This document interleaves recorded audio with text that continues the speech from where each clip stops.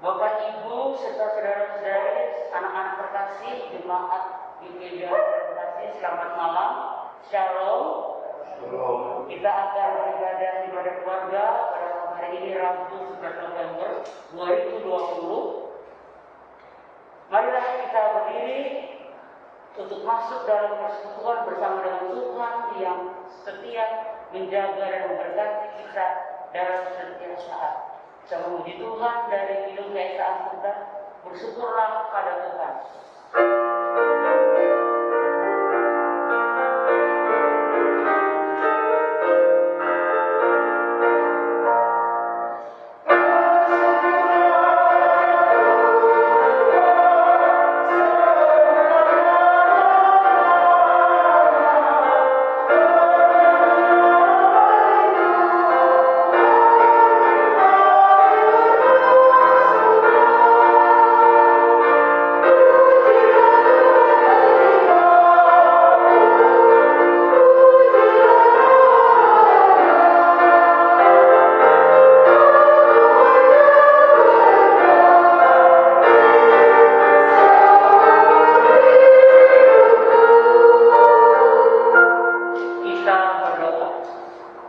Puji dan syukur hanya bagi-Mu ya Allah Bapa, berkat Kristus Yesus Tuhan kami yang sudah boleh berkenan atas ibadah pada malam hari ini, dari awal sampai dengan selesainya diberaskan hanya di dalam nama Allah Bapa dan Putra dan Roh Kudus. Amin. Kita silakan kembali. Kita akan menyembah Tuhan dari hidung keesaan 479, Ku berbahagia.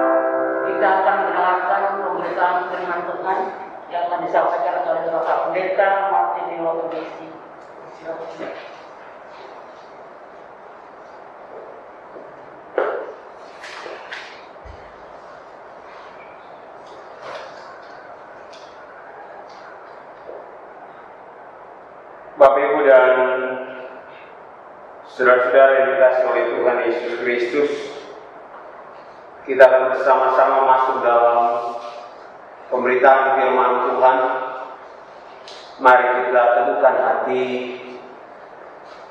kita berdoa memohon tuntunan dan penyertaan Roh Kudus. Mari kita berdoa.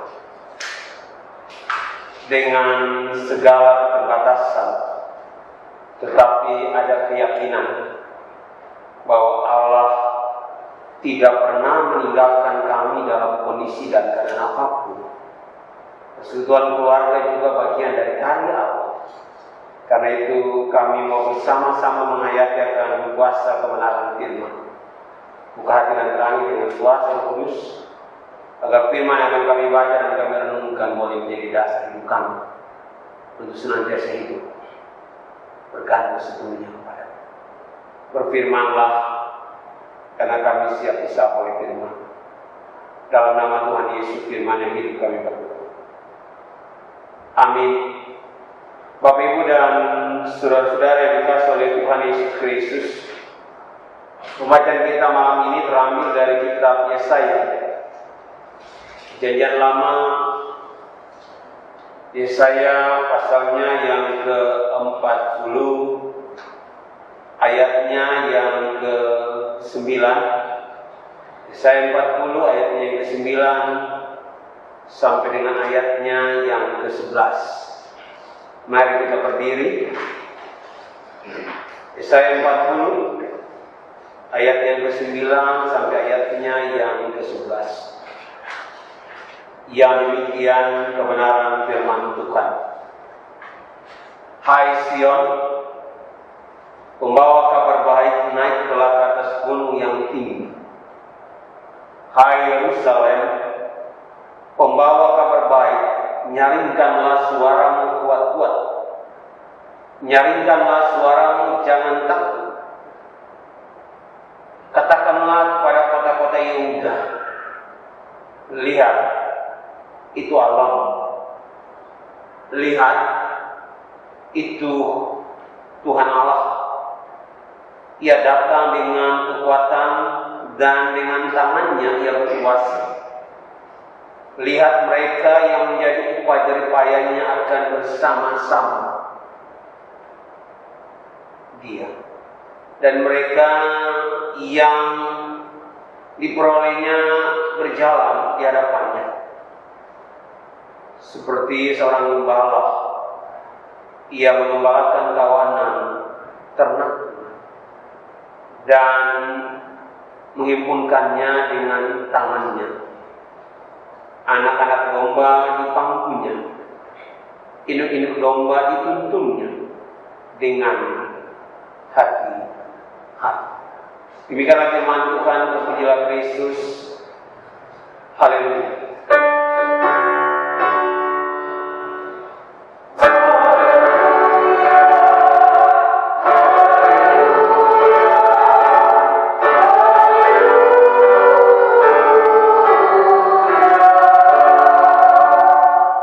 Silakan duduk. Allah adalah gembala yang menggendong dan menuntun. Bapak Ibu dan saudara-saudara yang dikasihi dalam Tuhan Yesus Kristus, hal yang lumrah yang terjadi dalam kehidupan kita sebagai orang percaya, manakala saya dan Bapak Ibu ada dalam kesusahan, manakala Bapak Ibu dan saya ditempa, didera dengan bermacam-macam tantangan, persoalan yang luar biasa, maka pasti kita merindukan kelepasan. Pasti kita merindukan topangan. Pasti kita melakukan yang namanya pembebasan supaya kita berlepas dari pergumulan. Apalagi kalau kemudian kita ada dalam duka, maka pasti satu hal yang sangat kita rindukan, apa itu? Penghiburan, agar kita mampu melewati duka, agar kita mampu melewati pergumulan dengan tantangan dengan penuh kekuatan yang datang dari Tuhan. Hari ini kekuatan, topangan dan penghiburan itu bukan datang dari manusia. Hari ini kekuatan dan topangan bahkan penghiburan bukan datang dari nabi-nabi, bukan datang dari tua-tua Israel, tapi hari topangan, kekuatan dan penghiburan itu datang dari Allah yang berkuasa atas hidup bangsa Israel. Kalau kita baca dari ayatnya yang pertama, maka di situ ada seruan, hiburkanlah umatku, demikian firman Allah. Otomatis kalau ada hiburan, bahkan Bapak Ibu dan saudara-saudara, bukan hanya satu kali, kan? Lihat baik-baik. Hiburkanlah. Ayat 2 lebih tegas lagi. Tenangkanlah dan serukanlah kepadanya. Pada saat seruan tenangkanlah, berarti Israel ada dalam kondisi yang tidak tenang. Pada saat seruan bahwa hiburkanlah, itu berarti bahwa Israel ada dalam keadaan duka. Israel ada dalam keadaan yang sangat-sangat terpuruk. Kita bertanya, Bapak Pendeta, kenapa seruan untuk menghibur? Kenapa seruan untuk menguatkan itu diserukan oleh Nabi Yesaya? Dari Allah. Jawabannya adalah karena konteksnya. Perikop kita pada malam hari ini, di mana Israel ada dalam pembuangan. Kalau kita melihat judul besar, keselamatan untuk bangsa yang dalam pembuangan, itu berarti bahwa konteksnya Israel ada dalam pembuangan. Dimanapun dalam dunia ini menjadi orang-orang tawanan itu tidak menggunakan. Indonesia sudah merasakan bagaimana mereka ditawan, dijajah oleh tentara Jepang, tentara Belanda, sampai kepada Inggris. Menderita, sengsara, butuh merdeka. Karena itu seruan merdeka atau mati itu adalah semangat yang sehingga kemerdekaan dan kebebasan itu boleh diterima oleh bangsa Indonesia. Konteks hari ini, kalau bangsa Indonesia berjuang melepas dengan senjata, bawa runcing dengan segalanya untuk membebaskan mereka. Tapi hari ini Israel punya senjata apapun, Israel punya kekuatan apapun, tidak bisa melepaskan mereka dari perambaan dan perbudakan. Karena perbudakan itu diizinkan oleh Allah karena dosa. Dosa itu tidak dapat dikalahkan dengan senjata apapun. Senjata secanggih apapun tidak dapat melawan dosa. Dosa itu hanya dapat dikalahkan melalui pengampunan dari Allah dalam diri Yesus Kristus untuk konteks kita. Konteks Israel adalah pengampunan dari Allah. Di tengah-tengah kondisi terpuruk mereka, di tengah-tengah kondisi pembuangan yang begitu luar biasa mereka, lalu mereka berseru kepada Allah, memohon supaya Allah boleh menyelamatkan mereka. Allah itu adalah Allah yang kasih. Dia menghukum karena kasih, dan di tengah-tengah penghukuman kasih Allah ada. Dan itu yang ada dalam firman kita pada hari ini. Karena itu Israel berseru. Keselamatan untuk bangsa-bangsa di dalam pembuangan. Berita ini adalah berita kelepasan. Hiburkan umatku, demikian firman Allah. Allah mau bilang bahwa sekarang waktunya engkau akan lepas. Sekarang waktunya engkau akan tidak lagi ada dalam perbudakan. Engkau tidak ada lagi dalam pembuangan. Aku akan membawa kamu keluar dari perbudakan dan pembuangan. Seruan yang ada dalam Yesaya 40 ini adalah seruan pelepasan, pembebasan. Ada suara yang berseru-seru, persiapkanlah padang gurun jalan untuk Tuhan. Artinya bahwa kalau Allah datang, maka ada keselamatan. Ada suara yang berkata, berserulah, jawablah apa yang harus kusuruhkan. Allah memang membebaskan, tetapi Allah bilang bahwa satu jaminan, aku akan melepaskan kamu, tapi kamu harus hidup benar. Selama kamu hidup tidak benar, maka selama itu pelepasan tidak pernah kamu beroleh. Bapak Ibu dan saudara, kabar baik ini Yesaya disuruh untuk memberitakan kepada Sion, kota yang digambarkan sebagai kota Allah, Yerusalem, lambang kehadiran Allah. Bahkan katakan kepada kota-kota Yehuda, lihatlah itu Allah. Allah yang datang itu adalah Allah yang berkuasa. Dan dikatakan dalam ayat yang tersebut, datanglah dengan kekuatan dan dengan tangan yang ia berkuasa. Kuasa Allah tidak tertandingi oleh apapun.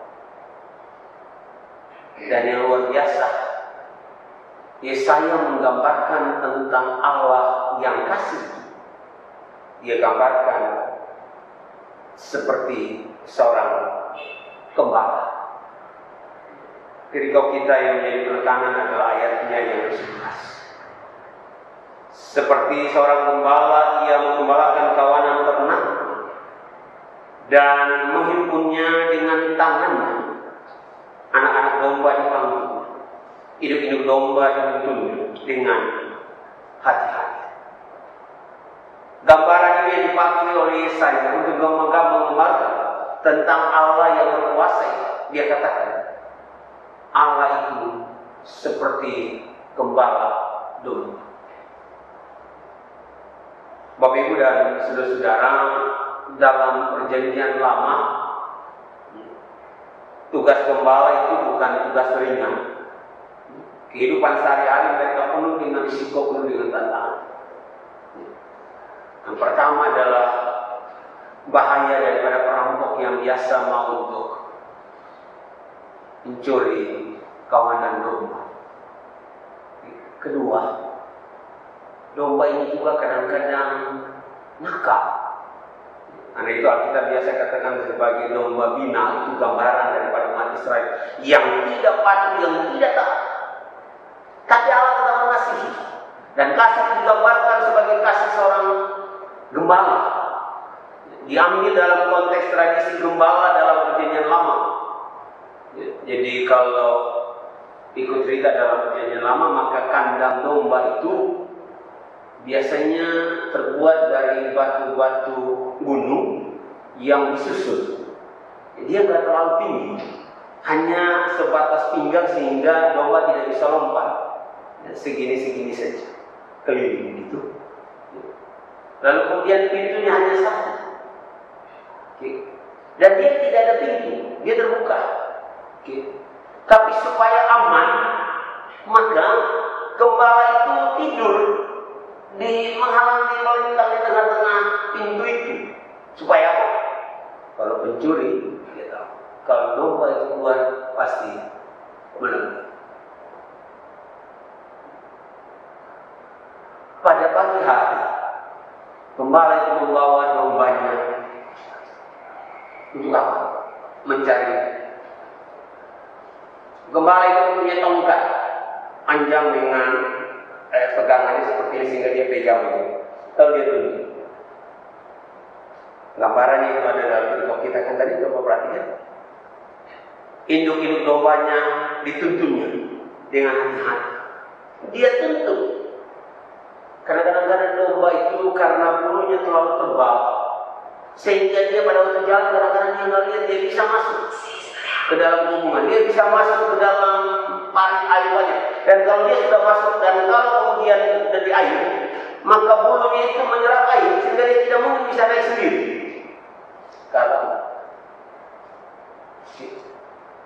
Sedangkan kalau anak domba capek, maka ketinggalan gitu, karena terlalu jauh induknya berjalan lalu kemudian anaknya tercecer, maka gembala itu ambil dan kemudian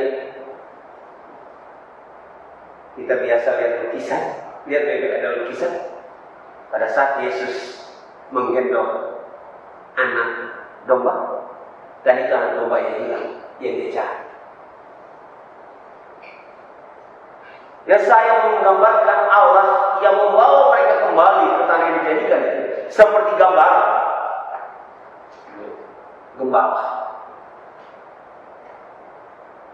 Diingatkan bahwa mereka akan kembali. Dan yang menuntun mereka itu Allah yang adalah gambaran sebagai gembala yang menuntun domba. Allah adalah gembala, Israel adalah domba. Yang kadang-kadang domba itu lelah seperti ini, maka Allah gendong mereka.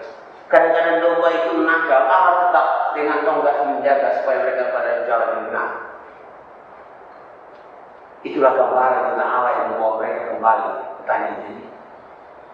Mereka harus bersyukur bahwa mereka memiliki Allah yang demikian. Bapak Ibu dan saudara-saudara yang dikasihi, dalam hidup kita juga sebagai orang Kristen, kadang-kadang kita masing-masing juga punya gembala. Tapi biasanya ada dua gembala dalam hidup kita. Ada gembala yang baik dan ada gembala yang tidak baik. Gembala yang tidak baik itu adalah kita.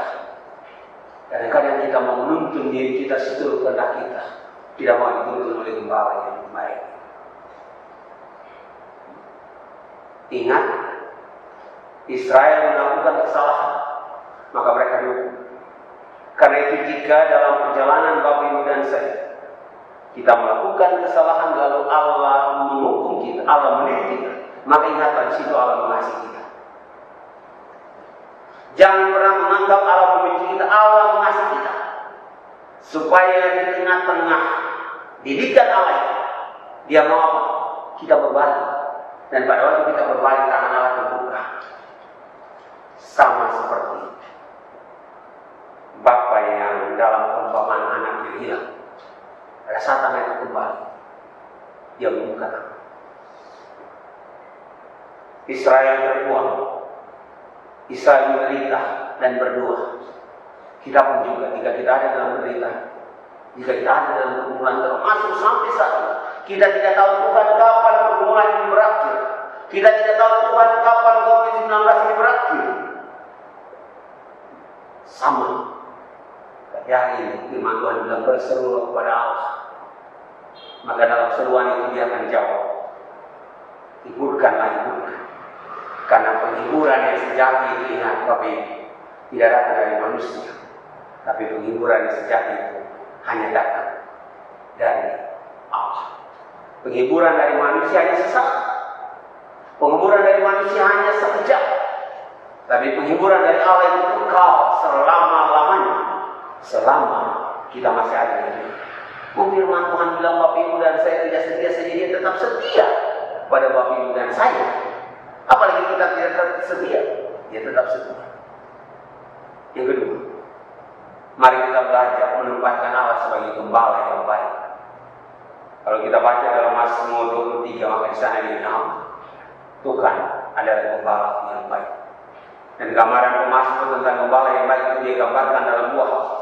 Yang pertama, rumput hijau dan air tenang. Yang kedua, gada dan tongkat itu yang menghibur.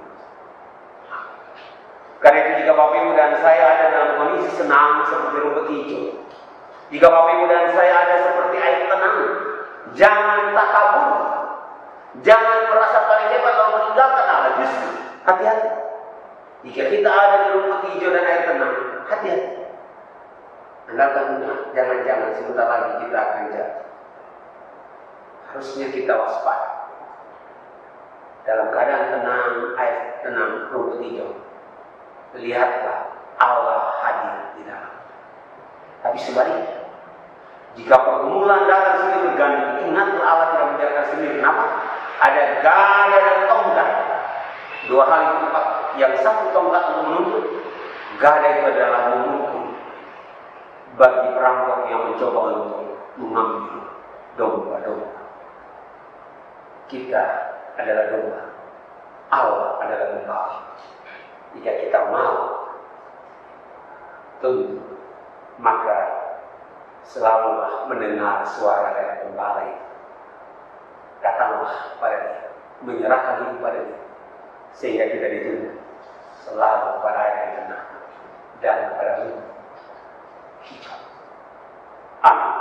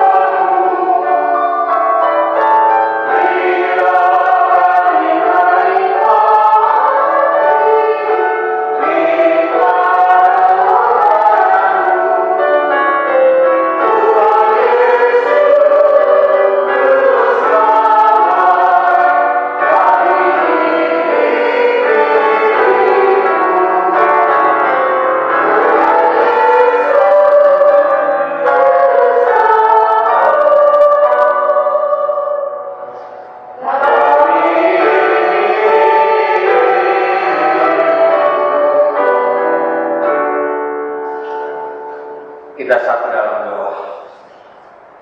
Betul Bapak, firman Tuhan, bahkan pujian mengingatkan kami bahwa Tuhan adalah gembala kami. Karena itu kami harus meninggalkan gembala yang tidak baik, dan kami harus mengikut gembala yang baik, yaitu Allah dalam diri Yesus Kristus. Gembala yang senantiasa hadir dalam kondisi dan keadaan apapun. Kalau manusia kadang-kadang hanya hadir pada saat senang, gembira, melimpah, dan pada saat ada dalam pergumulan kesusahan, maka seringkali manusia meninggalkan. Tapi Allah sebagai gembala tidak. Dia senantiasa hadir dalam kondisi dan keadaan apapun. Ini menempatkan kami untuk senantiasa berharap sepenuhnya kepada Dia sebagai gembala yang baik. Kami tidak menggunakan gembala yang ada dalam diri kami sendiri, ego kami, ras kepala kami, kesombongan kami, keangkuhan kami. Tapi kami dengan kerendahan hati mengaku Dia adalah gembala yang baik. Terima kasih gembala yang baik itu juga yang boleh menuntun kami hingga kami boleh melewati masa-masa berat. Sudah 8 bulan, hampir 8 bulan kami boleh ada dalam masa-masa pandemi COVID-19. Tapi 8 bulan ini kalau kami tetap ada, itu bukan karena kami Tuhan, itu karena gembala yang baik. Kalau kami sampai saat ini ada dalam ibadah keluarga pun, itu bukan karena kami Tuhan, karena gembala itu. Karena itu ajarkan kami tetap berharap pada gembala yang baik.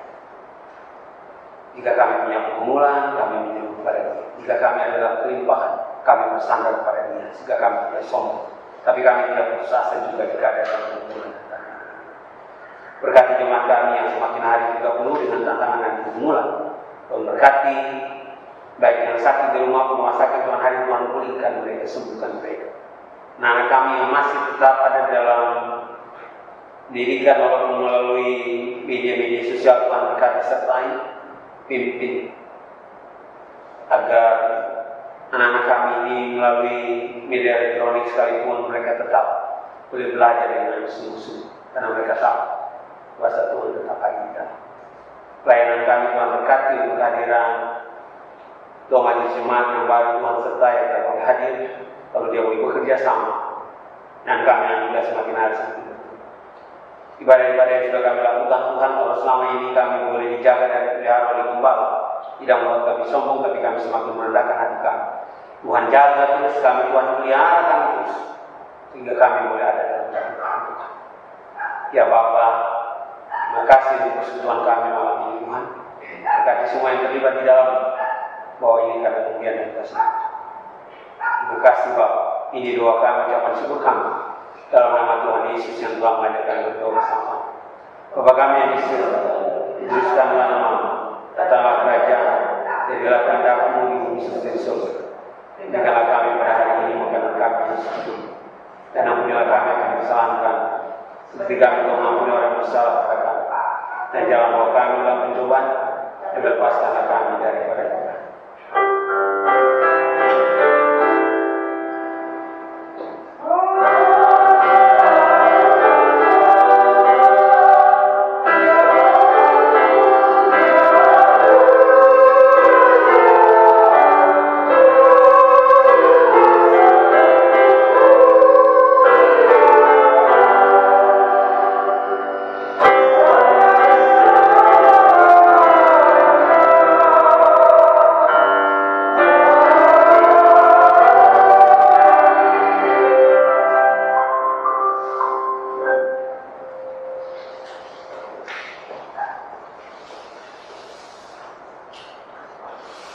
Jemaat Tuhan, marilah kita menyatakan ungkapan syukur kita kepada Tuhan dengan kita memberi persembahan bagi kemuliaan.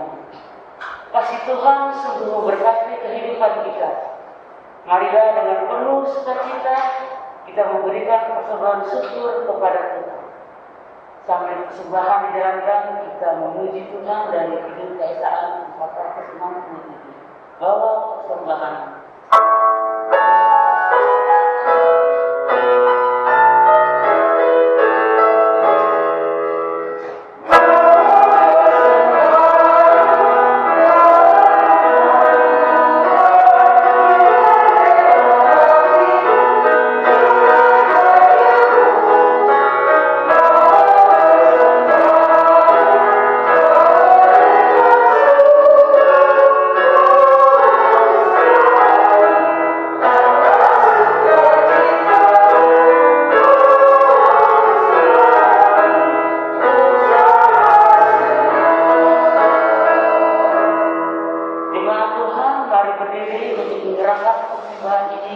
berserta dalam doa dan syukur. Kami sungguh bersyukur ya Allah Bapa dalam Yesus Tuhan kami. Melalui karya dan kerja kami, Tuhan memberkati kehidupan kami, dan kami boleh menyatakan ya Tuhan dengan ungkapan syukur, dengan memberikan persembahan bagi kemuliaan nama. Kau kuduskan Tuhan persembahan ini, Kau kuduskan juga tangan-tangan yang mengelolanya untuk pelayanan kasih dan keadilan. Terpujilah Kristus. Amin.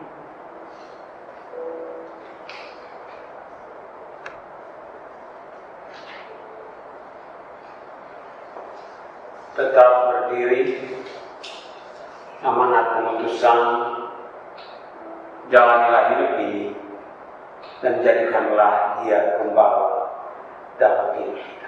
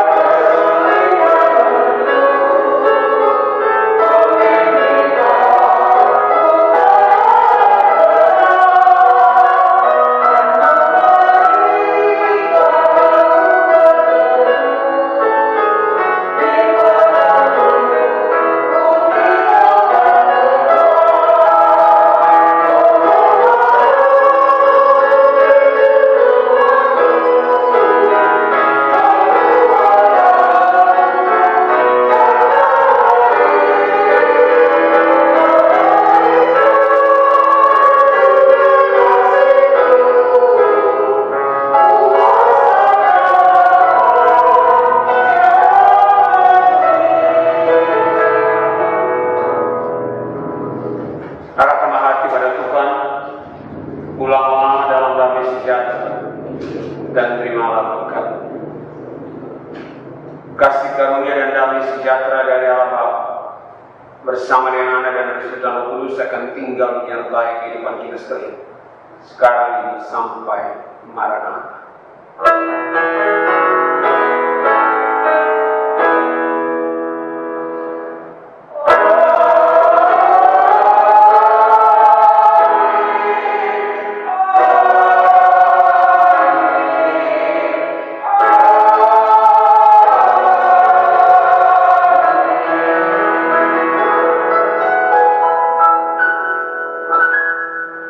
Ibadah selesai saat kedua Yesus.